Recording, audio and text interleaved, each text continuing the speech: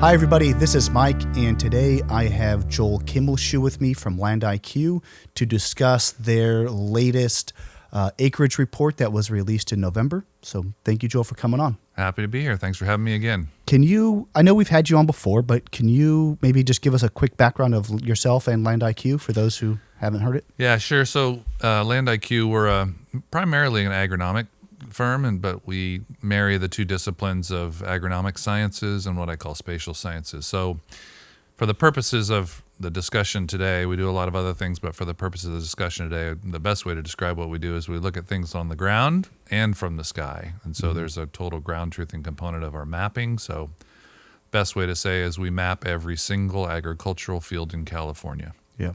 Every field greater than 2 acres. And for many commodity groups as well, the almond board, walnut board, pistachio research board, pecans, blueberries, a lot of other commodity groups. So the what we basically do is create a spatial map of almonds in what we'll be discussing today.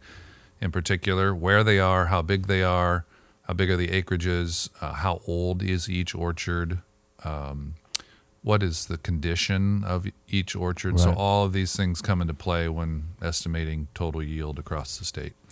You guys aren't estimating yield, however. You guys are just basically supplying the information of basically the demographics of almonds in California. You're correct. Okay. So we pride ourselves in providing very accurate acreage and Right. age information, and then we let the industry, whomever that may be, take Do it what from you will. there. Do Right. what you will. Right. And I'm assuming eventually those will be working their way into maybe some of the USDA estimates or the NAS estimates. I'm assuming.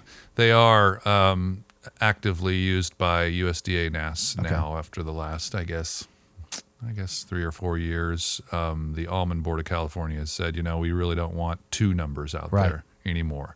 Yeah. And that causes confusion. We just want 1. So they've been kind of starting to use our number at this point. And you guys have been basically supplying the Almond Board with acreage reports dating back to 2016, if I'm right? Or is it longer than that? As early as 2010. Okay. So 10, every other year, 10, 12, 14, 16, and then I think beginning in 17, it's been every year, and then beginning in 2019 or 20, maybe 21, they've asked us to do it twice a year. So Right. one release in April. I think it's 20, yeah.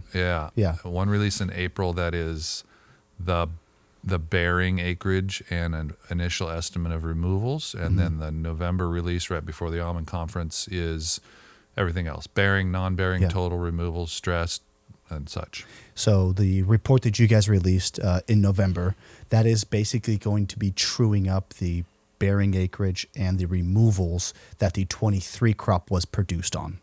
Correct. Okay. That's right. Okay. Right. Okay. So could you maybe just kind of go into that report a little bit? I mean, I think everybody's been talking about it, or at least there's been a little bit of, the Almond Board put out a newsletter about it. The headline was, total acreage is, reduced yet again for the second time, this time at 4.5%. So maybe you could just talk us through that a little bit and what you guys saw. Yeah, sure. We can talk about maybe the reasons why later, but it's true. The peak in total acreage of almonds in California occurred in 2021, and that was about 1.66 million acres. And for the first time ever, total acreage dipped last year in 2022 a little bit, and then total acreage dipped again in 2023. Right. But bearing acreage kept going up because you had these planting years in that were non-bearing previously, that were large planting years, 280, 300,000 acres, spilling into bearing age. So people, but the non-bearing acreage has been going down. So overall, total acreage up or down. Yeah. Bearing acreage up and non-bearing down. So the way I kind of think about it is you had all these big plantings, and those big plantings are the non-bearing that are transitioning into bearing, but those big plantings aren't occurring again to backfill basically that non-bearing going into bearing. Yeah. So you basically have this bank account of non-bearing acreage that continues to dwindle because it's going out, but it's not coming back in. You're correct. And so in the last 3 years, beginning in 21, the non-bearing was 352,000 Right. and change. In 22, it was 294,000 Right. and change, and now in 23, it's 189,000. Yeah. So that's going down. That's a 46% change. Yes. Basically from Yeah. 21's non-bearing to where you are today. It's gone down by almost half. Yeah, and It's huge. on the other end of the spectrum, the removals are going up. So a few Right. years ago, the Almond board said, "Okay, great, you can do acreage. Okay, great, now you can do age. And Yeah. now we want removals." Doesn't And stop. It doesn't stop, right? Never satisfied those Yeah. growers. But we like the challenge, so we've been doing removals, and of course, removals have been going up. Right. Non-bearing plantings have been going down. Right. It's a But we still have squeeze. the squeeze, and we Yeah. still have this lag effect or this spillover Right. from the non-bearing, which you said, into Yeah. bearing. Yeah. So I was looking at those removals kind of the same way, right? So, we're saying that the, non-bearing acreage has decreased compared to 21 by about 46%. Yep. So the non-bearing is shrinking. And then I looked at the removals in 21, and we had removed about 57,000 acres in the 21 season. Right. And this year we removed about 83,000. That's correct. So basically between where we are today and where we were in 21, we've removed about 46% more trees in 23 than we did back in 21. Yep. So it's really kind of all the dynamics are kind of at play to eventually see, I would assume, that bearing acreage start to shrink at some point. The amount of increase from 21 to 22 and 22 to 23 and bearing acreage has Right. gone down. Right. I expect, it's hard to predict the future, but I would be surprised if we didn't see a slight reduction in bearing acreage in 2024. Yeah. So Because all the indicators point to it, right? Yes. I I think the other kind of, I guess I would call it a qualitative piece of data that you guys follow also is abandonments. Yeah. And I'm assuming that's termed as qualitative. I'm not 100% sure. But so there's long-term abandonments and then there's potentially abandoned. Yeah, and so we do actually quantify those acreages by looking at things from the sky and how things look on a well-irrigated, well-managed orchard. Right. And if you have one next door that looks kind of scraggly, and what has happened, and we can tell pretty distinctively when things are abandoned. And so we map an important clarifying point is we map standing orchards. Okay. Then the Almond board said, okay, great, but we know some of those orchards are abandoned. So Right. then they said, figure out abandoned. So then we provide that number as well. And it's all on the ABC website. Right. All this information is publicly available, including the mapping, which you should go look at because it's really interesting. Mm-hmm. And so that abandoned number is actually pretty accurate. We also provide a number what we call stressed. Yeah. And that there's a little more gray in that because you sure. might just have a poor grower that Yeah. their orchard looks stressed and they may fully intend on farming it That's and just the way harvesting they it. farm. That's where they farm. Yeah. Or it may be an orchard in transition to abandonment. But what we've seen over time, it used to be orchards would come out in the winter and then you'd plant in the February or whenever Yeah. and in the winter and come into the next year. Now with the lack of burning capabilities in the San Joaquin Valley, get in line. Because if you want to remove your orchard, you got to wait for the chipper to come and the excavator to come and take it out. Yeah, it's taken much longer. Oh, some much people longer. are waiting over a year. Yeah. So maybe we can come back to that point. Sure. Okay. But I think if we stay on the point of the abandonments, I mean, that rate has also gone up dramatically. Yeah. Over basically since 21. Yeah. I was looking at it, and if we compared 23 abandonments to 21 abandonments, you're almost up 80% in terms of abandoned orchards. Yeah. And then if you compared it just to last year, how many abandoned orchards were in California in the 22 crop year, you're up almost 60%. Yeah. So whether that's related, and I know you guys do some stuff in water, so you guys are monitoring ETs and stuff for Sigma. And I think the question is, are these orchards being abandoned primarily because of the financial implications of the price of almonds today, or is it related to some water? Are you seeing trends in maybe you're seeing maybe more abandonments and pushouts in areas without water, or is it basically just widespread because it's a financial issue? Well, the price doesn't help.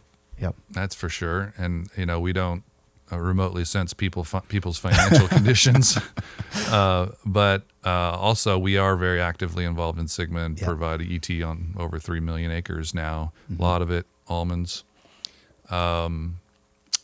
There will be winners and losers as a result of the implementation of the Sustainable Groundwater Management Act. Right. If you have 2 water sources, groundwater, surface water, you're probably more apt to continue farming. Maybe not. Depends on where you are. It's really variable. But some of these groundwater only areas, some people call them white areas, and their allocations for groundwater pumping have been reduced into a third of what they could normally pump before SGMA. Right. What are you going to do? There's overdraft fees too, right? Oh, yeah. So there's some financial implication as well. And that totally depends on the GSA you're in, Right. or the subbasin that you're in, or the rules that they've established. So it's different everywhere. Yeah. But in a general sense, those folks that are in groundwater only areas, depends on where you are and such. But we are seeing, we do all this ground truthing, right? Right. And last year we drove 23,000 miles, almost the circumference of the earth, around California, and we saw a lot of removals, and more so in groundwater only areas, which you would suspect. Yeah, so those are drivers too. Makes sense. Yeah. And so maybe going back to that removal number that we'd been talking about, I think a lot of people would say, how can Land IQ really quantify these removals if there is a waiting list and it is taking people longer? Shouldn't that number of 83,000 be more like 120,000? So what do you say to that? Well, I say removals, we can nail those pretty good, because when we met before, I kind of basically say we create a digital fingerprint of an almond orchard, and we create a digital finger of a fallow field, a removed orchard. Right. So those two are very distinct. We got those pretty nailed.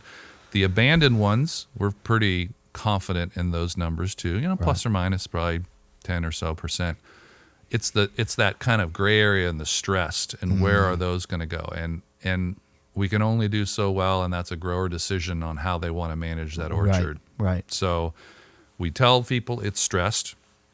That has an effect on yield too. 100%. And has an effect on how they manage the orchard. Are there going to be pest infestations because they left mummy nuts on the trees? All these variables come into play. Yes. So there is a little more wiggle on that stressed number. And so we identify 1 year of stress, and we absolutely look at those specifically every year to see which direction they went. Okay. Yeah. Okay. Did they revive them, resuscitate them, Yeah. or the orchard, or did they completely abandon it and wait for the chipper to come? And then so we started looking. So one of the things you guys also do, outside of the removals and the bearing and non-bearing, is you guys make age basically stratas or classifications, and definitely seeing and maybe it just makes sense because you've had so much non-bearing acreage over time that has really come into bearing. Right. And so the age pyramid of the trees in California really kind of do look like a really true pyramid, right? With basically the biggest line being in production, right? So anything from 4 to 10 years old was about 47%, right? Anything from 11 to 20 years old was 30%. And then you start getting into these, higher ages, 21 to 25 plus. So basically 21 years or older, there's about 10% of the total acreage. So about 150,000 acres basically are primed to be pulled out. And I think in your guys' report, you guys also said you had an age on the removed orchards. Was that right? That's right. Okay. So what was the average age of what was removed? Well, I don't know off the top of my head, but most of those were older orchards, 20 right? plus, probably. 20 plus, yeah. So growers are still farming like almond growers will farm. You're going to wait till the full maturity of your orchard to pull it out. But we do, so we have that table in that report is year planted. The removals table is year planted by county, and at the bottom of each column of year planted, there's an acreage number. Right. And we have removed orchards that are 5 years old. We have removed orchards that are 6 years old, 7 years old, and that's because that happens. There's growers that may not make it financially, may choose to tear out the orchard. There may be Didn't get a good bad start, varieties. whatever. Yeah. Didn't get planted right. Yeah. All those things come Yeah. into play. So there is but most of that acreage absolutely is The on older side. the normal end of what Yeah. you would expect removals to be. Yeah. Yeah. Well, I think maybe just to kind of wrap it up, really the dynamics are basically push outs are continuing to gain speed, right? With probably some of the highest push outs we've seen. Plantings are dramatically slowing down. So, and eventually we think that'll eventually have a squeeze on the bearing acreage. I think that's a absolutely true statement. In maybe even as quick as the next 12 months, because pushouts probably will be bigger in 24 than they were in 23, given the ability to actually get it done on the ground level. Yeah. No, I think that's an absolute fair assumption. Yeah. Yep. And then the Groundwater Management Act is going to be the next big key with what really happens there. Yeah. Right? I tell people, think about, we had a drought in 21 and 22, and then we had a wet winter in 23, right? Think about where we'd be standing if there was continued dry in 23. Yeah. There was a lot of the saving grace of all the precipitation and rainfall we got in the winter of 23, 22, 23. But who knows what we're supposed to have another wet winter, they say, They say. But So, even the economics is going to continue to drive this. So yeah, the economics drive it for the most part. Yep. Well, Joel, I really appreciate you coming on for the second time. Thank you for making the time. And Sure. yeah, if you got anything else, be good. No, it was a good summary. Cool. Thanks for having me. All right. Thank you, Joel. You bet.